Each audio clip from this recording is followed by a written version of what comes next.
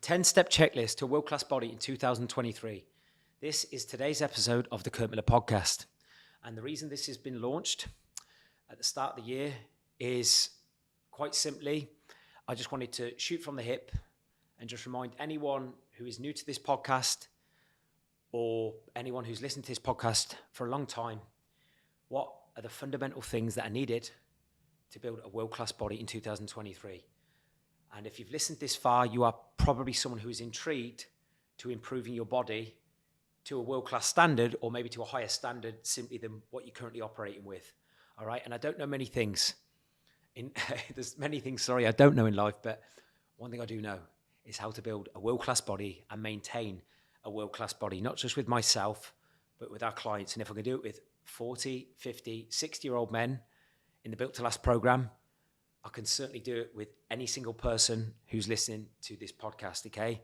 I know exactly what it takes. So I wanted to keep this as concise as I possibly can, all right? Because you maybe listen to this just into the new year and you've got lots on in business and family, and you're trying to start the year on the front foot, all right? And as with my previous episode, if you listen to that, this is one that you can come back to at any single point. Any single point you feel across the next 12 months or more, this is going to be a golden episode you can come back to as a point of reference to give yourself a self-audit on what are the areas that I need to be focusing on if I feel my body isn't progressing and I'm simply not looking the way I want to, okay? So I'm just going to go through the 10 things that you need to have, if I'm honest. You know, you need to have if you are someone who wants to get and stay in fantastic shape, okay? And I've done similar episodes, but I've simplified this even more, I feel, okay, than previous episodes, okay? I'm just going to go through the checklist. These 10 things, some are practical things to do with, you know, your energy in, your energy out, and health essentials, as I spoke about before. And then there are others that are key things to do with your mindset that you must have if you're going to implement things you know you need to do with your training, your food, your movement, etc. Okay? And often they're not talked about. And if you had the last 12 months not as consistent as you wanted to be, then I really, really urge you listen to the very end of this podcast, okay? Because, you know, I pride myself on being one of the most consistent individuals on the planet and making sure my team and clients are exactly the same, okay? Built to last, it does exactly what it says in the tin. We want consistency across 12 months, and you as a listener, I'm sure you want that too. All right, so the 10-step checklist. What do you actually need to build a world-class body? All right, number one, training stimulus. You can't build a world-class body if you're not training consistently, lifting weights, getting progressively stronger, okay, and with enough volume and progressive overload. All right, so the first checklist, if you want a world-class body, is training stimulus. The question I would ask myself in relation to training stimulus, if you are kicking off your year going, right, I want a world-class body this year. When you look back on the previous 12 months training you did last year, does that give you confidence that if you trained the same, did exactly the same, that's going to create a world-class body, you know, over the next 12 months? If the answer is no, what do you need to do differently with your training? Do you need to include more compounds? Do you need to simply train harder? Do you simply need to make sure that you get your sessions in every single week without compromise? What do you need to do to upgrade your training stimulus? Number two, steps/movement. You can't build a world-class body if we're not moving that body regularly. Okay? One of the most basic things we need to do if we want a world-class body is make sure we have a high daily average step target. Okay? And you're going to have some days where you can't walk as much. I'm the same. Some days I can't walk as much, but it's all about what you do across the week to week, month to month. As I'll reinforce multiple times in this episode, everything is about averages. You're the average of what you do, not what you do every now and then. That's why having a good training week followed by one shitty half-ass week means fuck all. Same with your steps. If you have a good week of steps and then the next week you're barely moving, you know, you're on a hide into nothing. You're never going to change quickly. All right? You're never going to build a world-class body, right? Because one thing, as I'll come on to the next two in a second, that it's going to be a consistent challenge, especially if you travel, you have social occasions, you actually want a social life, you want a nice lifestyle. That's always going to be a constant sort of battle to control is your food. All right. But what should be absolutely non-negotiable if you want a world-class body is the top two I've just mentioned. That is your training stimulus and your steps and movement. Okay. What I meant by movement is things like additional cardio. But before you start worrying about chucking in additional cardio, get the basics with walking day to day mastered first before you start messing around with cardio. I'll get asked so many times over the years, how much cardio should I do to build a great body? If someone's barely moving, they're stuck at their desk for multiple hours and they're barely moving, they need to change that first before stressing about how much cardio they need to do. Okay. Number 3, food quantity. Unfortunately, I'd love to say otherwise. You're never going to build a world-class body if you can't manage the amount of calories that you put in your mouth on a daily, weekly, monthly basis, month to month, year round. If you ended last year with significantly more body fat than you wanted to, and you were constantly fighting to keep your weight down, you need to evaluate your food quantity. How can you better manage your food so you control your calories better this year? Do you need to look at a different food management strategy? Okay, because there's four ways to manage your food, and I've got a separate episode on that. But just a reminder, remember, you can have a fixed diet plan. You can track your protein and calories via an app like MyFitnessPal. You can use habits and guidelines, or you can outsource your food. If whichever method or methods you used last year didn't create that body fat or that body weight you wanted to walk around with, what you did is inefficient. You maybe need to look at a different way of managing your food this year. Okay? Number 4, food quality. What's going to help you control your food quantity is controlling the quality of calories you put in your mouth every day, every week. That is my number 1 value when it comes to food, is real food as much as possible. I probably bored you to death on these podcasts and on my social media if you followed that for a while, and I bored my clients to death with this, but it's that important. If you want to optimize not just a world-class body this year, but live with great energy, great focus, great mental stamina, physical stamina, focus on food quality. Because when you focus on food quality, even if you are someone, maybe like me, who has no aspirations to track their calories and you just simply want to eat as best you can on the go and things like that, then what you have to do is master food quality, because by default, you'll naturally control food quantity. All right? Number 5, water and hydration. Simple thing to do is drink plenty of water. Again, I won't go into this too heavy, but if you're not drinking enough water, so often that can be the reason why you overeat calories. And you can't optimize training performance if you're not drinking enough water. And not only, even from a high performance function, when you might have meetings, you might have a business where you sell, but water, it's so important just to day-to-day function and concentration, mood, fatigue. But you can't build a world-class body if you're not drinking enough water. Okay, and it's so simple to do, but it's so simple not to do. Okay, so minimum 3 liters a day. Number 6, sleep. Sleep. If you were to evaluate the last 12 months of your sleep, if you were to sleep exactly the same quality and quantity this year, will that help or hinder the body you're trying to build? What needs to change? How many times last year did you overeat because you were sleep deprived? You felt tired. So willpower lowered. As a result of that, you binged, you snacked, you craved more sugar, because these things happen. Or how many times did you have substandard sessions or didn't get the movement in that you needed to do in pursuit of your body goals because you were sleep deprived? What can you do differently this year? What daily disciplines can you bring in to sleep better? I know for me, that is the one continual thing that is the catalyst for high performance in every single aspect of my life. And it's the same for so many people we coach, especially our clients who travel, they're on planes. Totally get it. You can't always have the perfect sleep. And this is why we've brought in sleep specialists, inside our Built to Last program, for example, because we can't always have this perfect sleep routine. Okay. But what can you control better than maybe what you did the last 12 months? Okay. But sleep for me is at the heartbeat of everything. That is the one thing that when you do it, it has that positive ripple effect on every single aspect of your life, not to mention your mood too. But from a building a body perspective, if we're not recovering properly through sleep, You'll never optimize muscle growth. You'll naturally create more inflammation. You'll hold more water retention. It'll affect your gut function, your ability to digest food properly.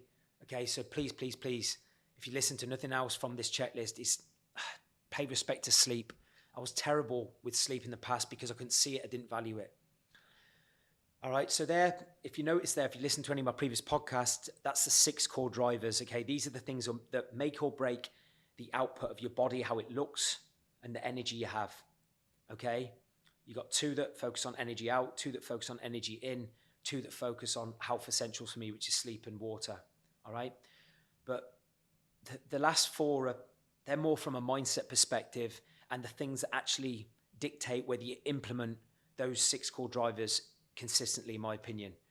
Number 7 is state management. The more you control your state, the more powerful and positive your decision-making will be. The more destructive your state is, more reactive your state is, the more reactive your decision-making will be. All right? Are you someone that gets stressed very easily, pissed off, angry, says the words fuck it consistently, right? Because this is what we need to work on. If you are someone that knows in your heart, I know how to train, I know I need to get my steps in, I know what to eat, I know I should be drinking my water, my sleep, but you're not doing it, then it's probably down to your state management, okay? The greatest high performers control their state, right? And as a byproduct, they make better decisions, all right? And if there's 40, 50, 60-year-old men that I work with that travel, they've got kids, they have high-pressure deadlines in their businesses, okay? Very, very successful individuals. If they can control their state to make better decisions, even when they are sometimes sleep-deprived or they've just got so much on, then I know you can too. But is it your mindset that's letting you down? Okay, what can you do differently to keep your focus better this year? All right? One of the fastest ways for me that you can empower your state to make positive decisions is to move your body. So if you ever feel yourself getting stressed, pissed off this year, and you know you're desperate to just overdrink, eat, say fuck it to that session because you've had a long day, you're stressed, whatever it may be, then I urge you, just move your body, breathe, and remind yourself why it's important to not have that destructive decision the other side of a reactive state. Number 8, belief. Okay, this is, again, at the heartbeat of everything I'm passionate about with what I do and what we do as a team inside Built to Last is belief. Is a lack of belief holding you back from building a world-class body because you've never had it before? Okay, because you've maybe failed a few times. You've maybe been let down by a few trainers. Okay, how many other areas of your life have you maybe failed in your professional career? How many times have you failed, but you kept pushing through and you're where you want to be now? And if you've done it in that area, you can do it in this area. But what limiting belief do you need to delete from your vocabulary? What words do you need to delete from your vocabulary? What new words do we need to bring in for this year to make sure you hit that body goal? Take your confidence to another level. What new beliefs need to come in?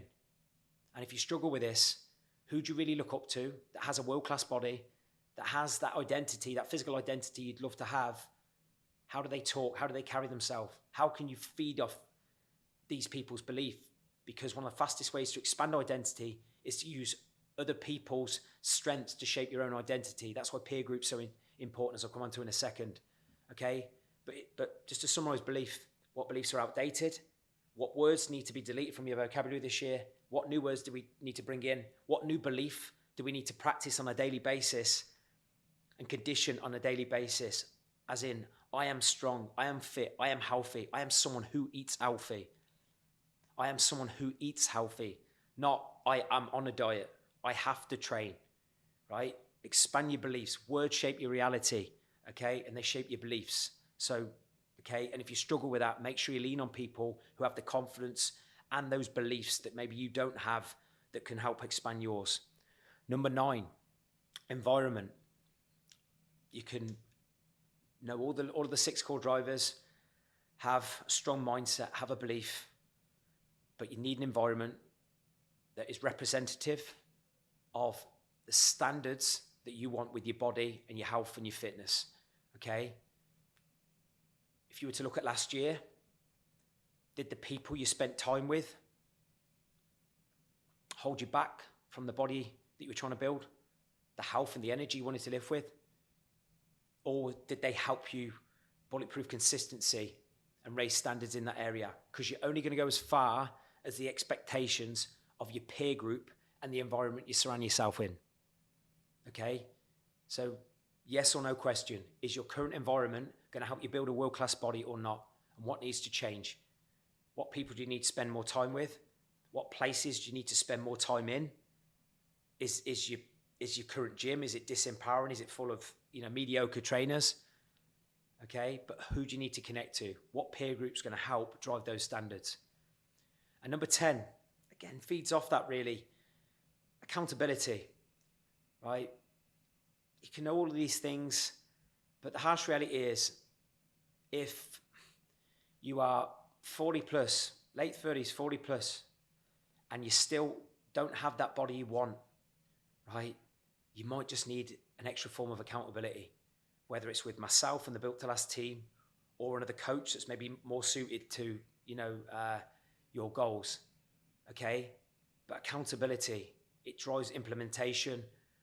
It'll keep you aligned to targets. It'll keep consistent. And if you don't want to work with a coach, you need to develop some form of a personal accountability. For me, one of the fastest ways to do that is to tell people about your goals. Hold yourself accountable to your word, right? Because when you hold yourself accountable to your word and you implement, and then you reach those targets, that's when consistency is built. When you say you're going to do something, you follow through on it, and you hit these milestones, that's when you start feeling good. You would have done that in your career.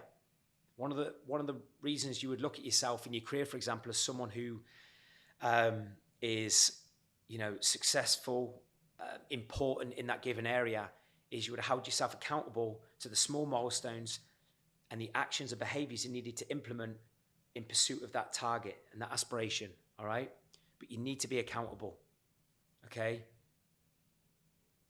And if you're looking for accountability and you are thinking of working for a coach, okay, I've done a previous episode on things you should look for in a good coach, but just make sure you do your research, okay? I say I'm very black and white. If you are potentially thinking of a coach and you know that you're more likely to hit your goals and build that body with more accountability.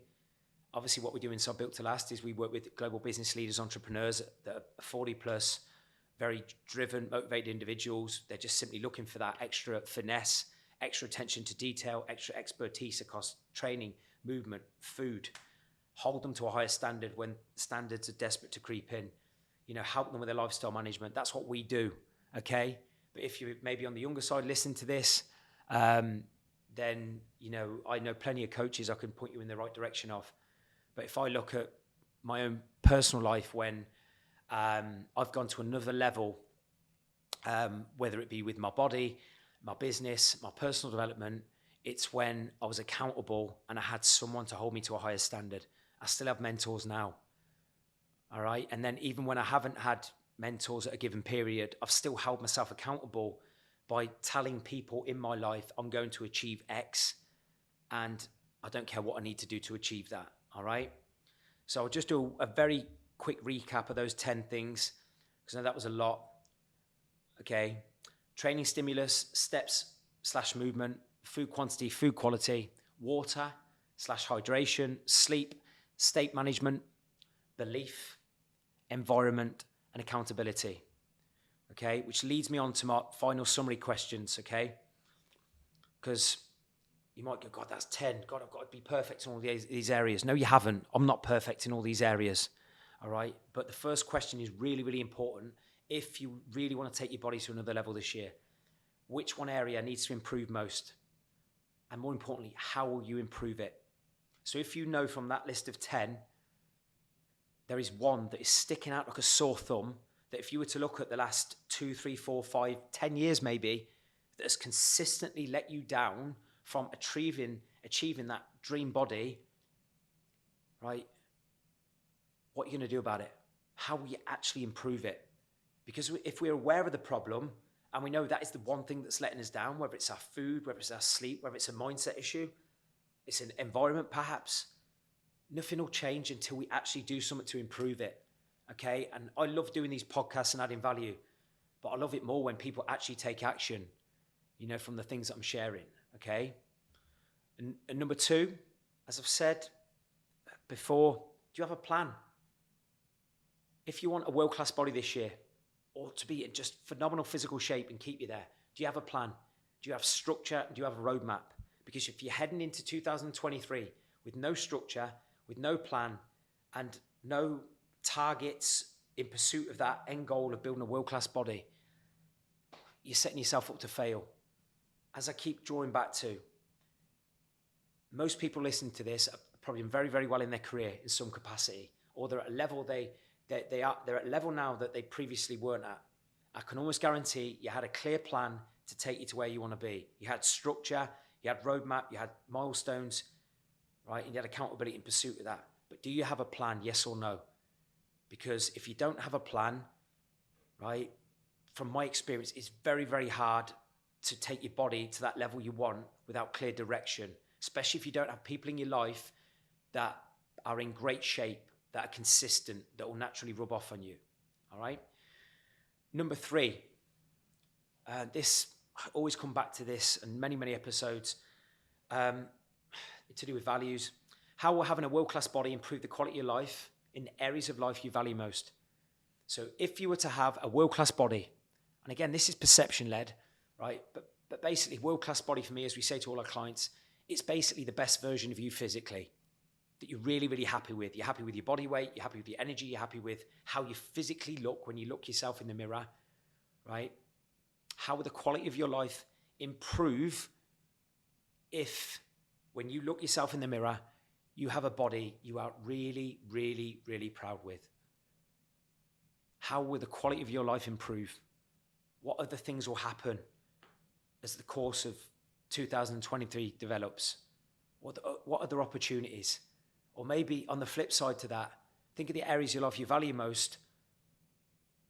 The last 12 months, how was your life held back in those areas of life you valued most by not having that body that you wanted, by not having that strength that deep down you could have, that energy, all the things that make up a great physical body? How was your life held back? Okay. But how will the quality of your life improve in these areas if you have a world-class body? Because when you ask yourself this question, it should get you excited about implementing the things I've spoke about today to build that body, okay? And then a quote to finish. This is really, really powerful. And again, some people listen to this, I might be a little bit too intense for some people. That's totally okay. I'm probably not the coach for you. I'm probably, I'm probably not the mentor for you for sure. If you listen to this and God, it's a bit intense. That's why we get the results we do. Okay, that's why we drive standards to a supremely high level in So Built to Last. It's why I've been in shape for 24 years. Okay, it's down to consistency, and this is a passion. It's not a job to me. It's a mission. Too many people are struggling in their life with their confidence, right, their mindset, and their body because they haven't been shown the way. Okay, I've fallen short many, many times in my life. I'm not. I come from a family where all of my family are overweight, so it's not down to just genetics, But the quote is going to cut deep with some people, but it should excite you if you're a true high performer. The signature of mediocrity is chronic inconsistency. The signature of greatness is discipline and consistent focus on the right things. I'm going to say that again. It's such a powerful quote. The signature of mediocrity is chronic inconsistency. The signature of greatness is discipline and consistent focus on the right things. And I know the things I've covered today, if you focus on them consistently and you continually review them, even if you're reviewing them out of 10 each week, how is my performance? How would I rate myself in these 10 areas? And whatever the lowest rating is each week, how can I improve that area, right? But when you evaluate these things and you stay disciplined to these things and consistently focus on the things that are going to move you forward and help create that body, That's where the magic happens. And it feels so good when you actually focus on the right things, as no doubt you've experienced in other areas of your life. Okay? But that quote is from James C. Collins. All right? So hopefully that's helped you. Love to hear your biggest feedback as always. And I'll see you next time.